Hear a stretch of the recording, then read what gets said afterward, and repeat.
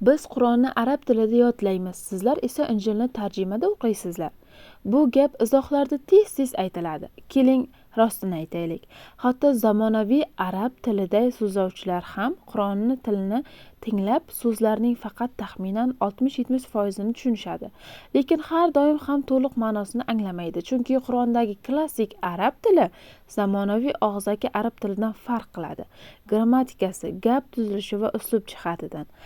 Matnni tushunish bu faqat so'zlarni bilish emas, balki kontekstni, grammatikani, tarixi va ma'nolarini tushunib, anglab yetish degani.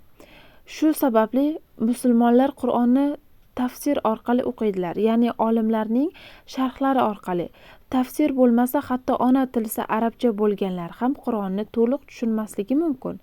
Tarixda masihiylar Injilni faqat yunon yoki lotin tilida o'qishga va ko'plar Xudoning kalomini tushunmagan. Natijada haqiqat va barakalardan ayrilgan. Bugun esa Injil har bir tilda mavjud. Inglizcha, ruscha yoki fransuzcha bo'lishidan qat'iy nazar, har bir til. Xudo ma'lum bir tilni tanlamaydi.